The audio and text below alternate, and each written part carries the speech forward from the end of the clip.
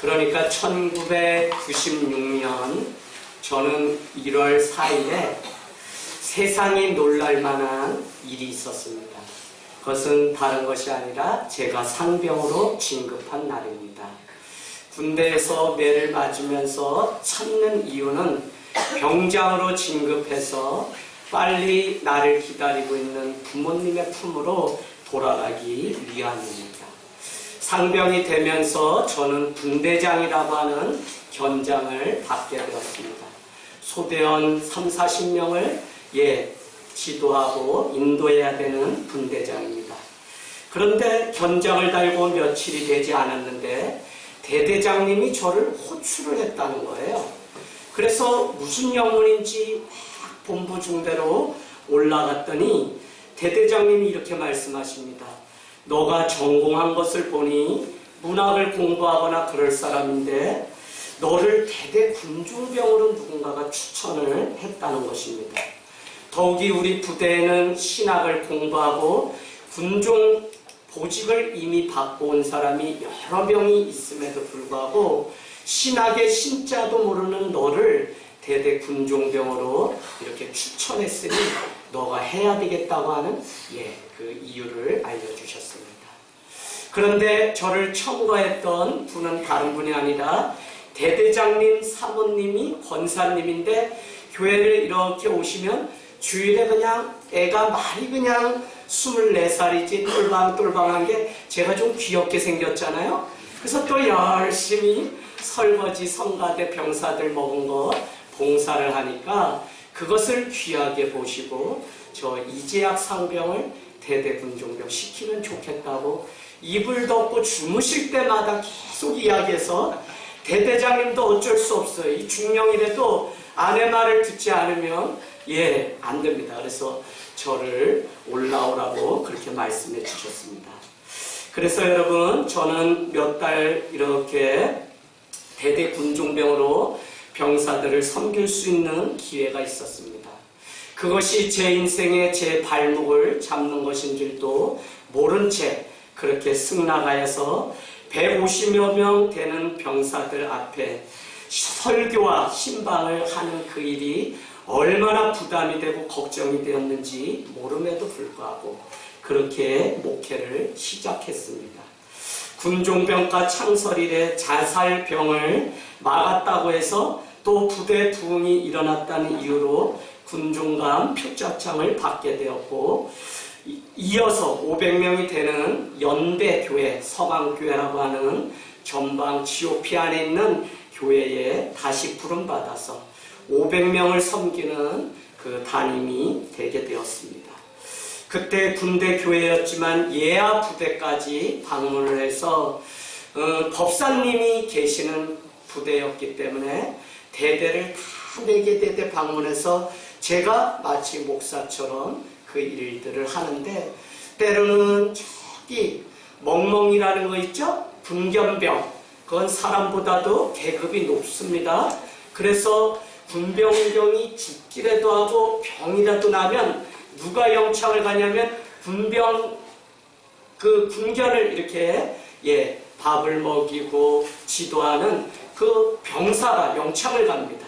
그래서 이게 말이 되냐고 생각하지만 정말 이래서 우리가 익히 들었던 말이 뭐죠? 개만도 못한 인생이라는 것이. 그래서 정말 이런 일들이 많이 일어나는데 아디다스 계곡이라고 사천리에 한 4,000계단을 치커리차를 끓이고 저의 유일한 무기인 초코파이를 가지고 적군을 만나면 저는 총도 주지 않습니다. 사랑을 말해야 되는 군종병이기 때문에 그냥 초코파이 몇 박스를 가지고 전방 GOP에 가게 되면 그들을 만나면 어떻게 되냐고 제가 질문하면 야 너는 사랑을 말해야 되는데 총을 들고 가면 안 된다고. 그래서 그럼 저도 무기가 있어야 되는데 무슨 무기를 가지고 가야 됩니까 하면 영락없이 유탄 발사기에 초코파이를 놔서 한 번에 이북 사람들은 2개씩 주면 그 사람들이 좋아서 자수하고 넘어올 거니까 아무 걱정하지 말라고 연대장님이 저에게 그렇게 농담을 하셨습니다. 그렇게 4,000계단 이상을 영하 25도와 싸우는 병사들, 근무자들을 위로하고 나면 무릎이 그냥 까맣게 멍이 들 정도로 얼마나 지쳐서 그렇게 주일을 맞이하는지 모릅니다. 하루는 주일을 준비하기 위해서 연대교회 작은 골방에서 쪽잠을 자고 있는데 오늘 아침 제가 새벽 3시에 일어나서 물끄러미 내가 왜 이러고 있지? 라는 생각이 드는 때가 많이 있었습니다. 누가 내 인생을 이렇게 만들어서 다 잠든 이 새벽에 혼자 일어나서 주일을 기다리고 준비해야 될까라는 생각이 들었다는 것이죠. 군생활을 마치고 그냥 돌아와서 글밭을 일구는 글쟁이로 그냥 인생을 살아도 행복하다고 생각했던 사람인데 열심당원이 되어서 이렇게 잠을 자지 못할 정도로 이 귀한 일들을 제가 맡게 되었으니 내가 무슨 사무엘이면 차라리 주님이 부르셔서 주님 내가 여기 있나이다 라고 하면서 가겠는데 전혀 그럴 마음이 없던 사람이고 여러분이 이미 저를 아시다시피 저는 그냥 저를 열심히 다녀서 누이셋 땀에 태어난 귀하고 귀한 종갓집 장손인데 이렇게 인생이 완전히 제가 생각하지 못한 방향으로 가게 된 것입니다. 여러분 주님은 왜 나를 부르셨는지 수도 없이 지금 오늘 이 아침에도 그런 생각을 하게 되었습니다. 아, 이 시간에 내가 왜 깨어서 내가 사무엘도 아닌데 이러고 있을까? 그런데도 마음 한편에는 주님이 나를 깨우시고 불러주셨다는 생각이 더 많이 찾아옵니다. 그러면서 마음 한구석에 감사가 밀려옵니다. 내가 이 길을 언제까지 갈 수 있을지 모르지만 내게 주어지는 이 길을 정말 주님이 부르시는 그날까지 뜨겁도록 한번 걸어가야 되겠다는 생각이 오늘 이 아침에 문득 들었습니다. 여러분, 우리 인생은 알 수가 없습니다. 저 같은 자도 주님께 붙들려서 이렇게 걸어가고 있으니 말입니다. 그냥 군대를 마치고 그냥 평범한 한 인생으로 살아가려고 했는데 어찌 주님은 저 같은 사람을 이렇게 뺑뺑이를 돌려서 오늘 이 자리에 있게 하셨는지. 힘들 때면 주님이 나를 고생시키려고 오죽하면 이 목회를 맡기고 오죽하면 오산이라고 하는 이 오산에 교회를 개척하게 하셨을까 하는 생각이 솔직히 들 때가 있었습니다. 그러다가도 어느 때 그냥 집사님, 그 옛날 제가 그냥 좋아하고 늘 이렇게 조용조용히 했던 집사님이었는데 어느 날 이렇게 소식이 전갈이 왔는데 그분이 강원도 산골 벽지에 그냥 사모님이 되어서 그렇게 살아가고 있다는 사실을 보게 되면서 고상한 그 삶을 내려놓고 하나님의 부르심을 받고 누군가가 또 가고 있다는 사실을 깨닫게 됩니다. 우리 인생은 우리가 가고 싶어서 가는 것이 아니라 누군가의 부르심, 마침 하나님께서 우리를 부르셔서 가게 되었다는 사실을 깨닫게 됩니다. 여러분 오늘 이 아침 새 벽두에 좋은 시간에 여러분은 왜 여기에 계십니까? 정말 모르겠죠?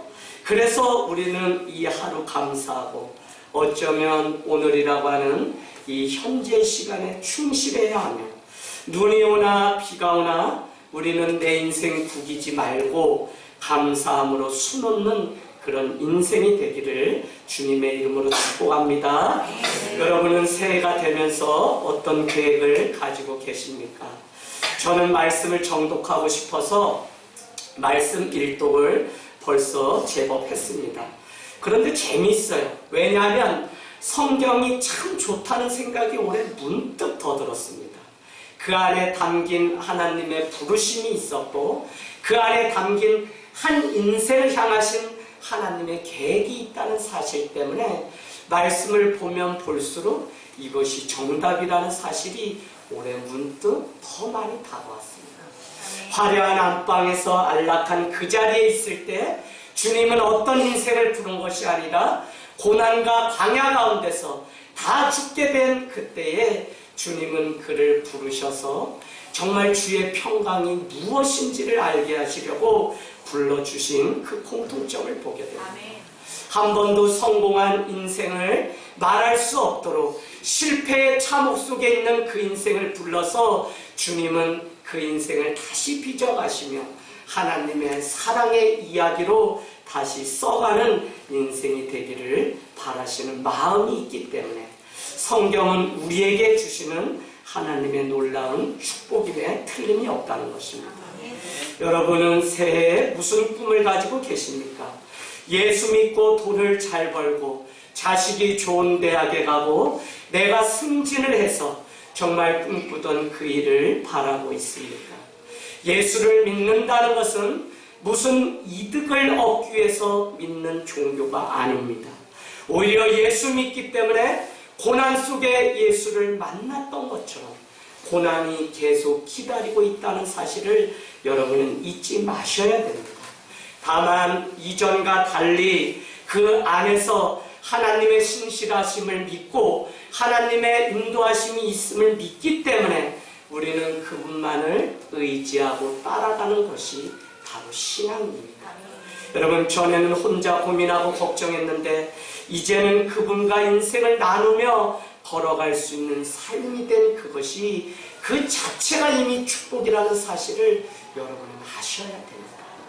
사랑하는 여러분, 한국 교회의 가장 큰 문제를 많은 사람들은 기복신앙이라고 그렇게 이야기를 합니다. 이 기복이라고 하는 것은 돈을 많이 벌고 축복을 받는다는 것 정도가 아닙니다. 한국 교회의 신앙의 그 기저에 있는 그 기복신앙은 교회를 다니면 예수를 믿으면 무조건 잘 된다고 하는 그것이 바로 기복신앙입니다. 죄송하지만 예수를 믿고도 아플 수 있습니다. 예수를 믿는데도 손해가 찾아올 수 있습니다. 예수를 믿는데도 미움을 받을 수가 있습니다. 예수 믿는 그것 때문에 우리는 어려움을 당할 수 있어요. 그러나 예수를 믿는 그것은 거기에 많이 길이고 진리고 생명이 있고 영생이 있기 때문에 구원하시는 분이 예수님밖에 없는 그 사실을 믿기 때문에 우리는 오늘 예수의 길, 헤호두스 그 길을 기꺼이 고난이 내 인생 앞에 있다고 할지라도 포기하지 않고 걸어갈 수 있는 것입니다. 예수를 부족 하나처럼 생각하거나 예수님을 사업을 하는 수단 정도로 생각한다면 우리는 아직도 이 신앙생활을 하면서 예수 믿는 참 의미를 깨닫지 못하고 살아가는 거예요. 이 땅에 많은 사람들이 신앙을 하고 예수를 믿지만 예수 믿는다는 것의 참다운 그 의미를 깨닫지 못하기 때문에 자기의 길로 돌아가는 일들이 얼마나 많은지 모릅니다. 여러분, 종교라고 하는 리전이라고 합니다. 리전은 묻다라고 하는 의미입니다. 종교는 무엇이냐? 다시 묻다는 것이에요. 사망의 길에 가던 인생을 다시 영생으로 생명으로 엮어가는 것. 절망 가운데 있던 자를 다시 종교는 우리를 하나님의 그 생명에 접붙임 바 되는 이것이 바로 신앙을 하는 이유이고 우리가 예수를 믿는 유일한 이유라는 것입니다.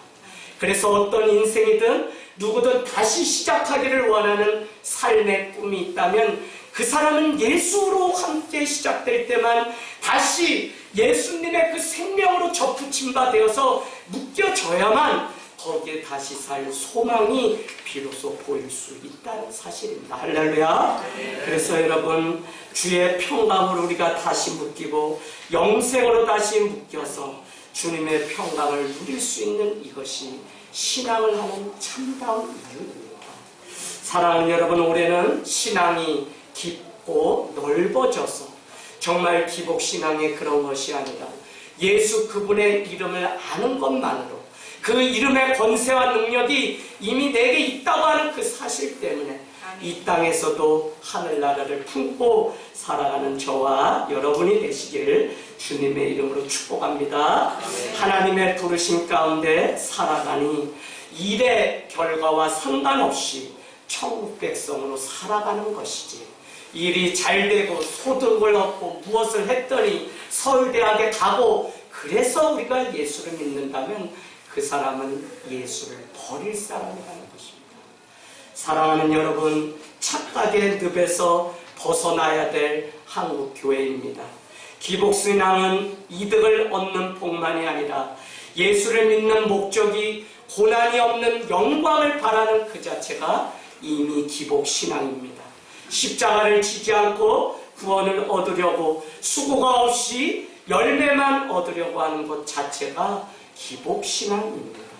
하나님의 은혜는 외면한 채 내 열심으로 살아가려고 하는 그 자체가 이미 기복신앙입니다. 여러분, 하나님께 어떻게 살아가야 할지 새해를 맞이하면서 물어보셨습니까? 수첩에 내가 살아갈 계획, 내가 올해 이뤄야 될 일들만 적어놓았다면 여러분은 기복신앙을 쫓고 있는 것입니다.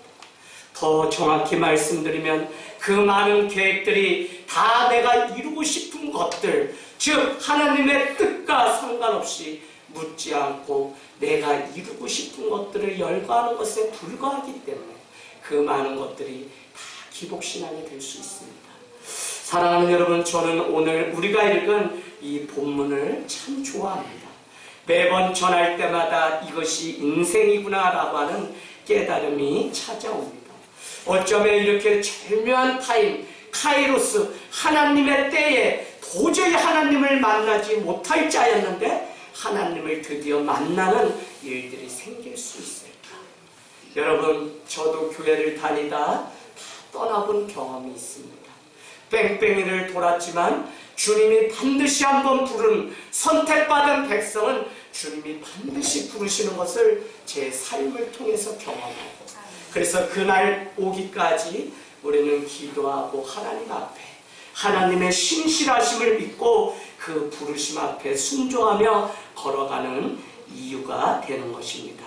예수님 자체를 만나고 그분을 따라가는 삶이 가장 큰 축복임을 우리가 배우는 것이 얼마나 놀라운 축복인지 모릅니다. 그런가 하면 오늘 말씀을 통해서 예수님을 흔들어 깨우지 않고 살아가는 삶이야말로 광풍 속에 살아가는 인생일 수밖에 없다는 사실을 우리가 깨닫게 됩니다. 저는 새해가 되면서 올 한 해 여기에 계신 모든 분이 하나님의 부르심 가운데 순종하며 걸어가는 은혜가 있기를 원합니다. 여러분, 콜링이라고 하는 것은 두 가지가 있습니다. 내적 콜링이 있습니다.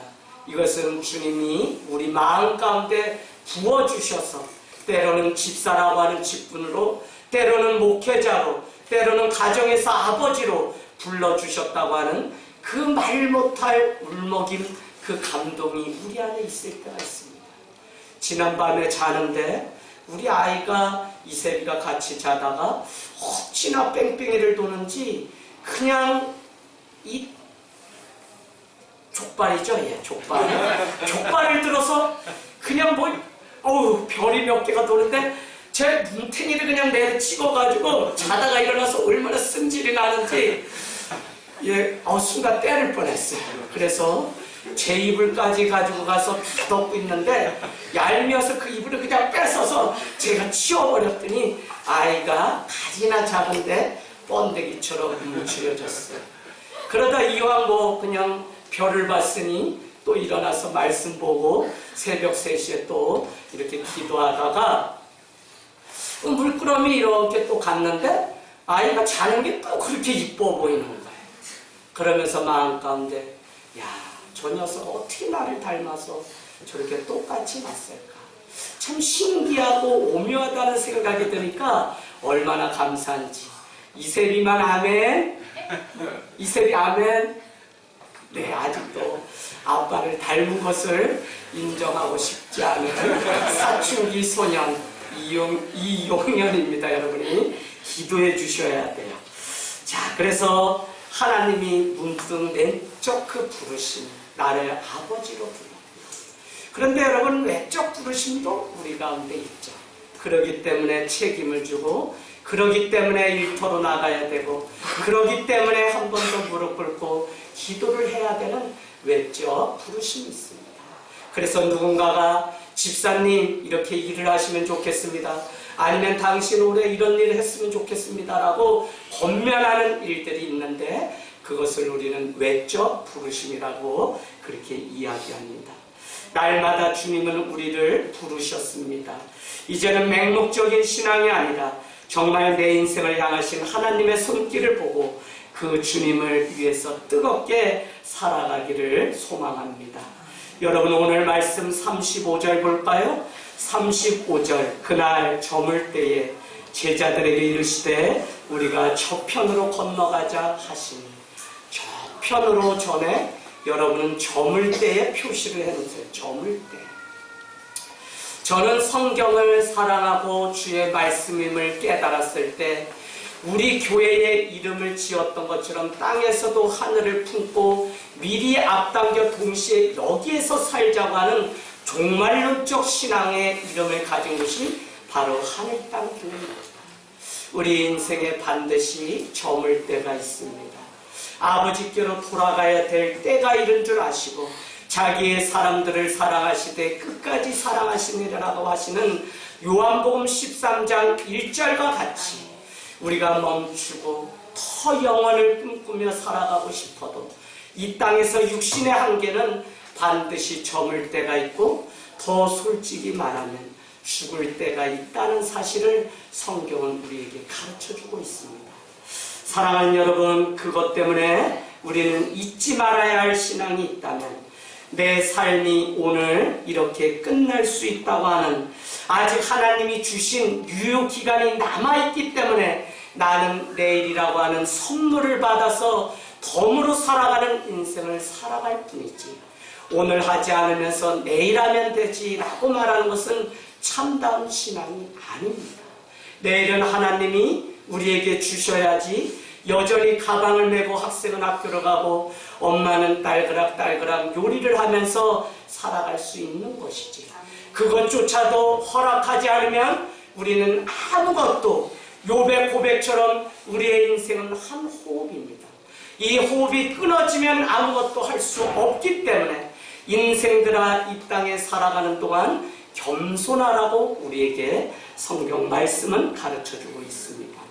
여러분, 우리는 살아가다가 인생이 다 저물 때가 되면 아버지께로 돌아가기 싫어도 돌아가야 할 때가 있습니다.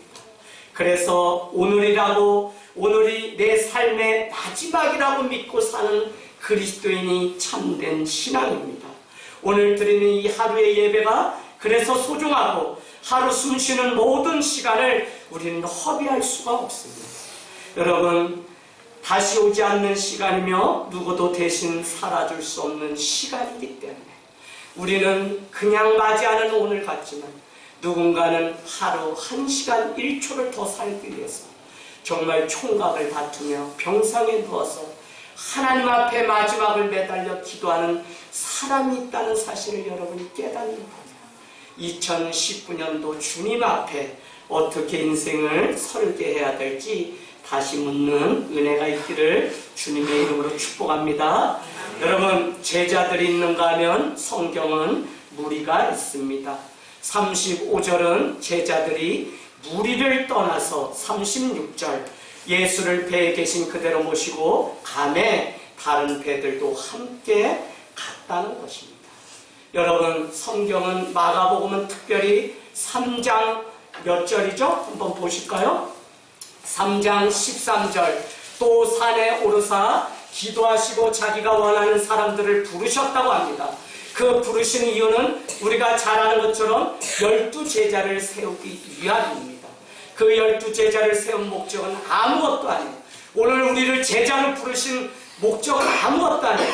소문 따라서, 사람들을 따라서 가는 사람들이 무리입니다. 그럼에도 불구하고 신실한 약속 구원을 따라가는 제자로 부르신, 다른 말로 그리스도인으로 부르신 이유는 오늘 3장에 보니까 뭐라고 되어 있죠? 첫 번째는 함께 있게 하려고 불렀다는 것입니다. 여러분, 예수를 믿고 직분을 갖지만 여러분에게 원하는 것 아무것도 없습니다. 교회가 여러분에게 사역을 많이 시키려고 잘못된 신앙이에요. 여러분, 제가 드리는 거 오해하지 마세요. 사역은 하셔야 됩니다. 그러나 그 전에 먼저 예배가 되셔야 됩니다. 적당히 공부하는 삶이 아니라 하나님과 날마다 동행하는 예배, 함께 있게 하려고 주님이 부르셨다는 사실을 잊지 마시기 바랍니다. 두 번째는 나아가서 전도하는 일, 우리를 오늘 왜 불렀냐? 우리가 가는 곳마다 만나는 사람들에게 생명이 생명되게 하고 생명 살리는 그 전도의 일을 맡기시려고 우리를 불러주셨다는 것입니다. 여러분, 올해는 좀 작정하시고 여러분의 손에 생명을 얻는 일들이 특별히 우리 가문 안에, 가정 안에 있기를 축원합니다. 세 번째는 귀신을 내어 쫓는 능력을 주시려고 우리를 제자로 불러주셨다는 것입니다. 여러분, 이것은 제 말이 아니라 3장 쭉 보겠습니다. 3장으로 한번 가보실래요? 3장 7절. 큰 무리가 따르며 소문을 듣고 따르는 것입니다. 8절. 많은 무리가 그가 하신 큰 일을 듣고 나오는지라. 9절. 예수께서 무리가 에워싸 미는 것을 피하기 위하여. 이와 같이 계속적으로 무리가 등장하다 13절에 드디어 기도하시고 자기가 원하는 제자를 불렀다는 것입니다. 여러분, 오늘 주님이 제자로 우리를 불렀다고 하는 이것은 얼마나 큰 기쁨이고 우리의 사명인지 모릅니다. 특별히 그리스도인이라고 하는 그것은 주님이 우리를 부르셨을 때 그 사명을 감당하며 생명을 아끼지 아니하고 살아가는 자들에게 붙여줬던 안디옥 교회 백성들에게 붙여진 이름입니다. 그리스도인은 그리스도의 사람, 그리스도가 아니면 살 수 없는 사람을 크리스찬, 그리스도인이라고 합니다. 다른 말로 오늘 제자라고 부르는 것입니다. 그래서 여러분, 주님이 우리를 자녀 삼고 성도로 부르시고 제자로 오늘 삼아주신 그 부르심 앞에 우리가 순종하며 걸어가기를 주님의 이름으로 축복합니다. 네. 5장 1절을 보니 바다 건너편 거라사인 지방이라고 하는 표시로 보아서 건너편에 거라사라면 지금 일어나는 이 장소는 어디라면 갈릴리 호숫가입니다. 그러니 우리는 이 갈릴리 하면 베드로의 인생을 불렀던 곳으로 기억하고 있습니다. 밤새도록 그물을 던졌지만 애운 것이 하나도 없었다는 것입니다. 여러분, 우리도 수고도 하고 애도 쓰는데 우리 인생에 아무것도 잡지 않은 것처럼 생각될 때가 있어요. 일평생 기도했는데 아무도 주님께 돌아오지 않는 헛수고 같은 삶이 우리에게 올 때가 있어요.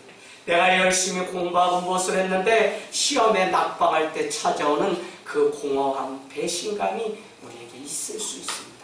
그러나 그때 베드로의 인생은 주님을 진정 만났어요.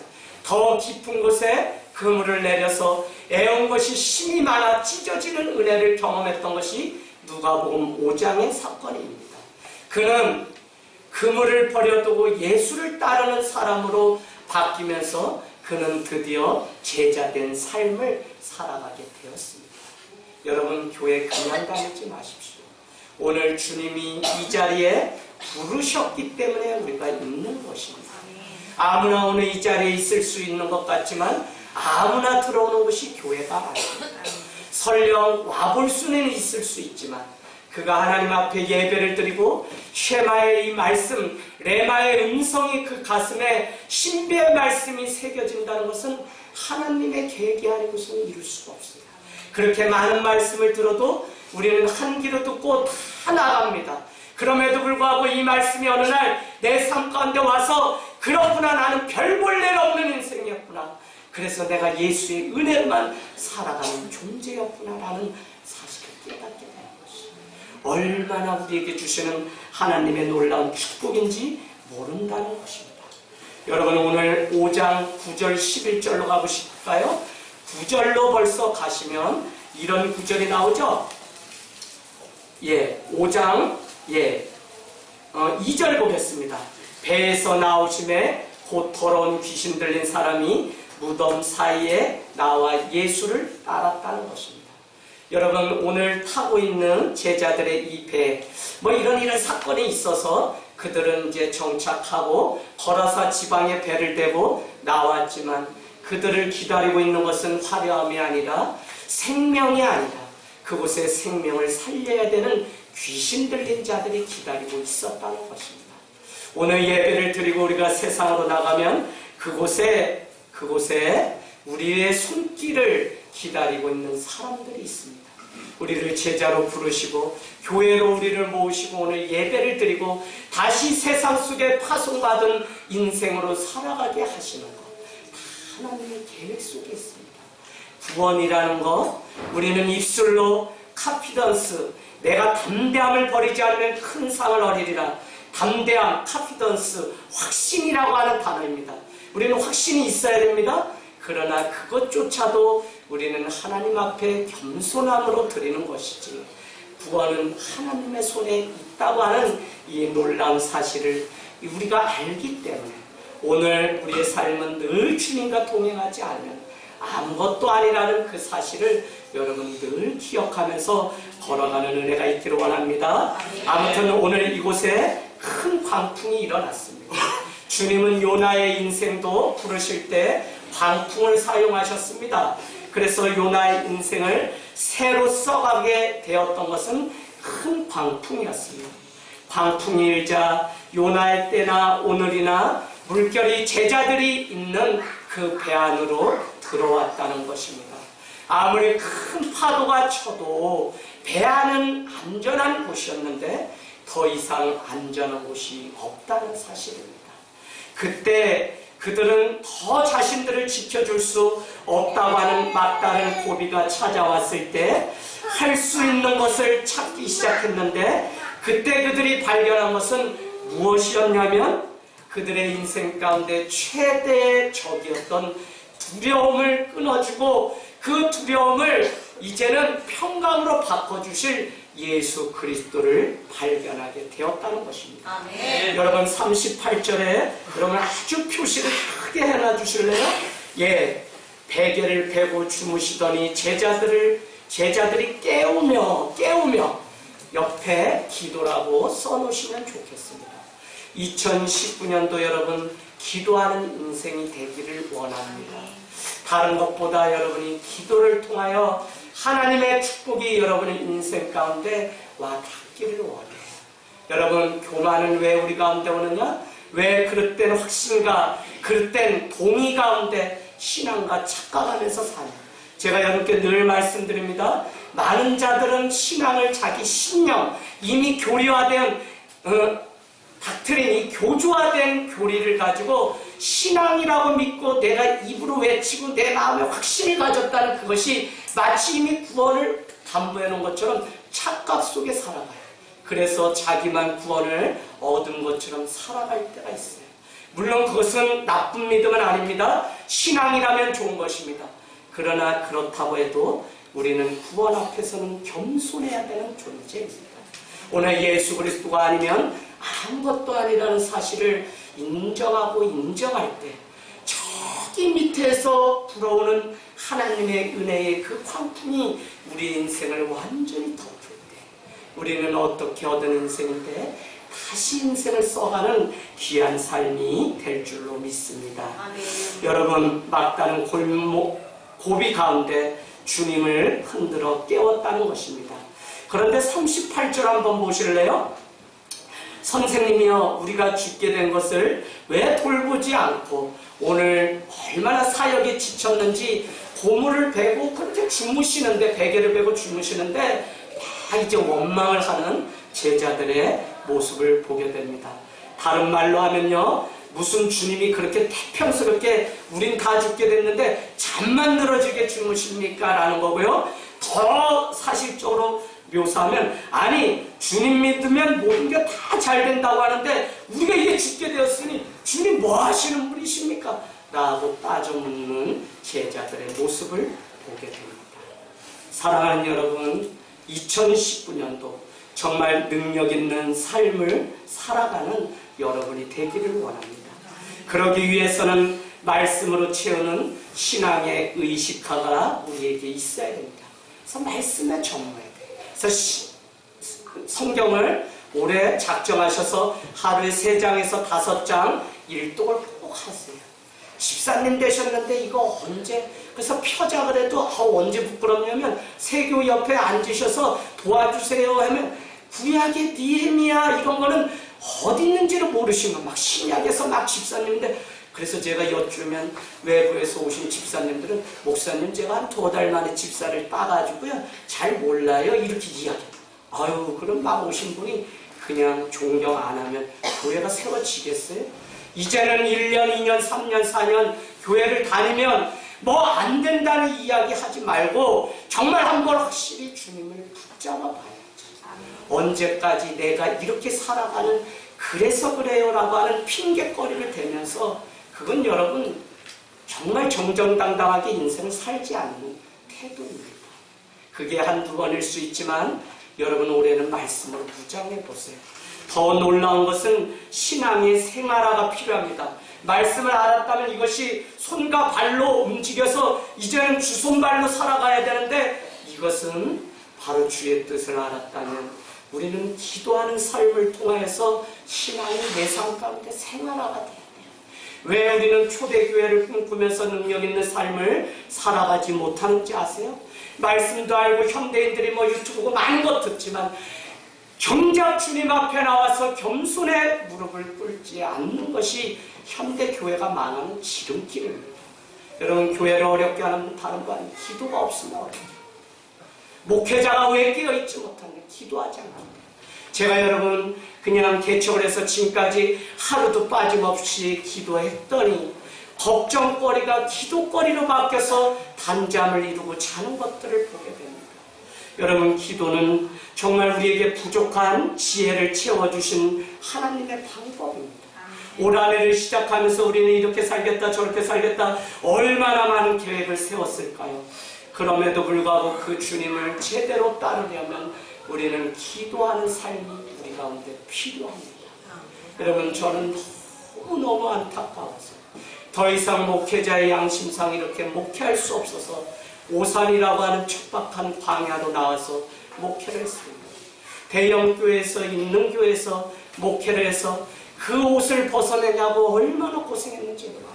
다 경복고 나와서 서울대 나오시고 이화여대 나오시고 유학하고 몇 선을 지낸 국회의원 총리 이런 분들이 모이고 화려한 연예계 꽃들로 하던 청년들이 우리 교회 와서 제 설교를 들으면서 그렇게 매주 그 생활을 7년을 하다 보니까 여기가 교회인지 여기가 정말 연예인들이 모이고 정치를 하는 사람들 별단 사람들이 일주일 자기 승진한 그것 자랑하는 것인지 제가 혼선이 오기 시작해요.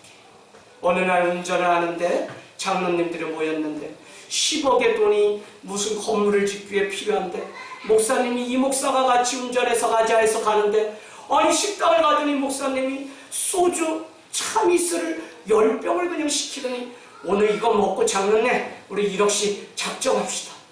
제가 저의 스승이었던 목사님께 얼마나 쏘갔다는 배신. 그날 가서 그냥 사직서를 낼까 하다가 처자식이 자라고 있어서 한 1년 더 기도하면서 개척 나가야겠다.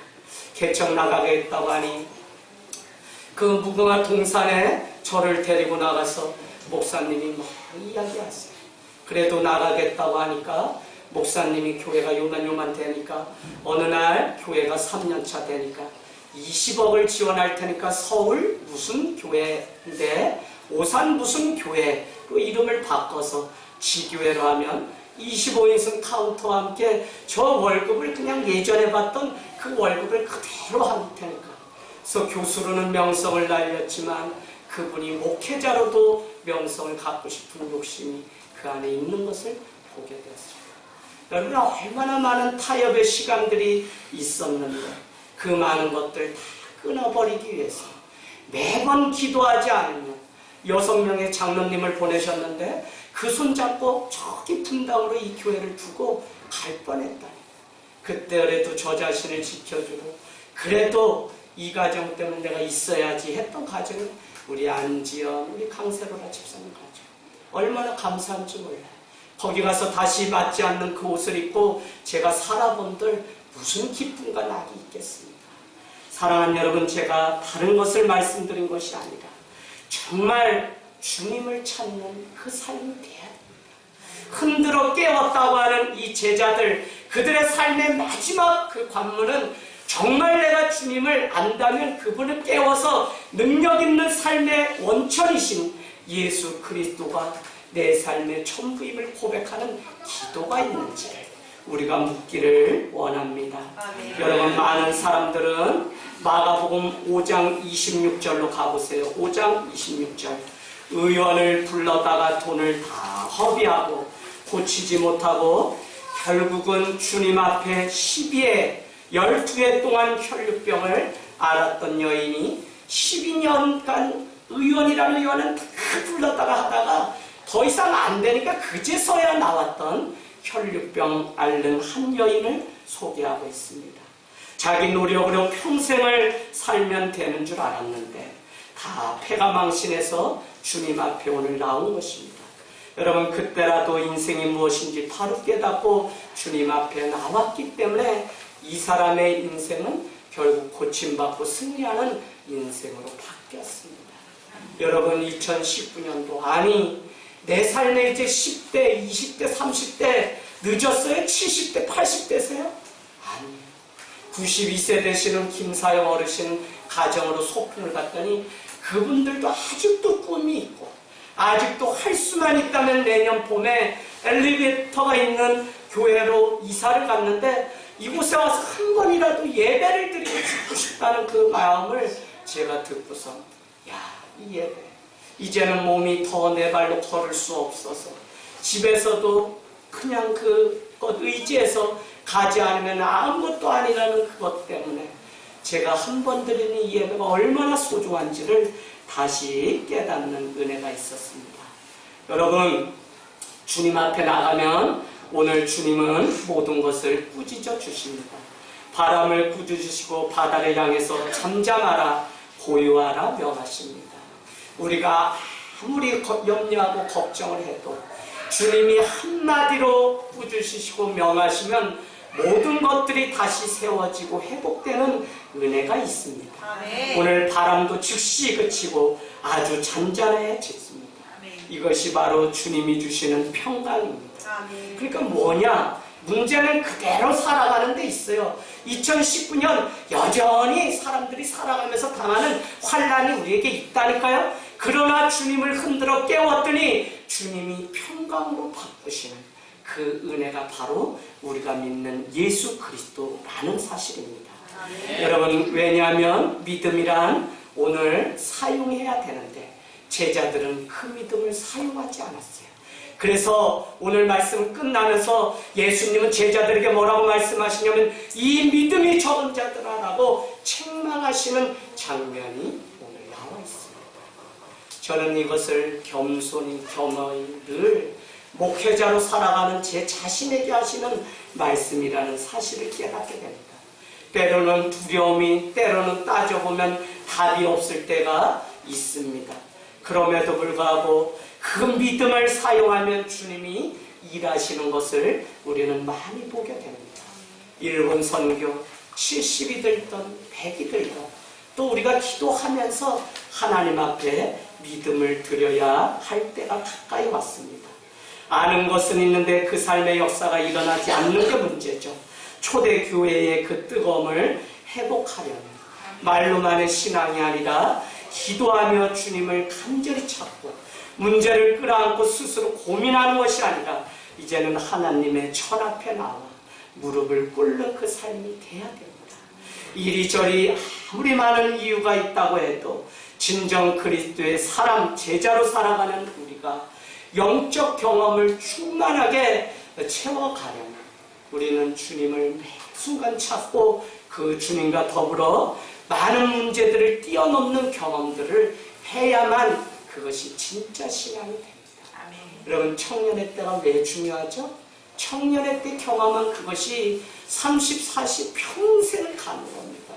흔들리고 넘어질 때도 여전히 나를 향해서 손을 내미시는 주님의 그 손길이 어느 날 보인다니까요. 그것 때문에 오늘 다시 주님 앞에 나와 예배하는 우리의 삶이 되었다면 이것보다 더 큰 축복이 어디에 있겠습니까? 사랑하는 여러분, 기도를 우리가 쉬면 만사가 보입니다. 내가 기도를 쉬면 누가 쉴까요? 하나님도 쉬세요. 성령님은 탄식함으로 우리를 위해서 마땅히 빌바라 하시고 기도하신다고 하지만 여러분 그 앞에 있는 말씀들이 중요합니다. 때를 따라 도우시는 은혜의 보좌 앞에 우리가 담대히 나가면 주님께서 우리를 위해서 일하신다는 것입니다. 그런데 쿨쿨 자며 좀 더 단 것은 사탕만 단지 알았더니 잠도 그렇게 달다 그래요. 그래서 단 이 잠, 2019년도는 주님 앞에 잠을 좀 많이 자야지 한다면 우리는 잘못 계획을 세우고 있는 것입니다. 여러분, 우리의 믿음이란 사용할 때 믿음이지 아무리 우리 집에 금송아지 있다고 해도 소용없는 믿음입니다. 새 신년주일 2019년으로 물론 바뀌었습니다. 이게 축복이에요. 그러나 진정한 축복이 되려면 어제의 은혜가 오늘은 더 큰 은혜로 다가와야 됩니다. 어제 내 인생을 향하신 하나님의 은혜가 오늘은 더 큰 은혜를 잊고 사는 인생이라고 고백해야 됩니다. 그래서 오늘 말씀 41절 볼까요? 41절과 같이 그가 누구이기에 바람과 바다도 순종하는가 라고 하는 이 고백과 선포를 우리도 능히 2019년도에 올려드릴 수 있는 도저히 안 움직이는 사람, 도저히 바뀌지 않는 환경이지만 주님께서는 그냥 스펀지에 잉크가 묻듯 조금씩 움직이셔서 일하시고 계시기 때문에 낭망하지 마십시오. 그 주님을 여러분이 놓지 않는, 흔들어 깨우는 주님도 여러분의 인생 가운데 함께 일하시고 계십니다. 여러분, 찬송가 371장의 배경은 그 곡을 지었던 이 여인의 삶 가운데 가족이 연이어서 3명이 계속 죽는 일들이 불상사가 일어났다고 합니다. 그녀가 너무 큰 광풍을 만나서 휘청이었을 때 어느 날 물끄러미 이 말씀을 들고 읽게 되었는데 그날 읽은 그 말씀이 오늘 우리가 읽은 이 본문이었다는 것입니다. 레바의 말씀이 그의 삶 가운데 찾아오게 되자 그는 그 많은 어려움을 돌파할 수 있었고 이길 수 있었고 승리할 수 있었다는 것입니다. 오늘 여러분을 축복하면서 시편 107편 20절 제가 여러분과 같이 묵도하면서 읽었던 말씀입니다. 시편 107편 20절 그가 그의 말씀을 보내어 그들을 고치시고 위험한 지경에서 건지시는도다. 아멘. 주님은 약속의 말씀을 우리에게 보내셔서 고치시고 우리를 건져내셔서 어떻게 얻어냈습니까? 묶인 모든 것에서 매듭이 풀려지고 레마의 음성이 들리면 치유한다. 드디어 세상이 주는 평안이 아니라 주님이 주시는 소망과 평강으로 바뀌는 역사가 있을 줄로 믿습니다. 네.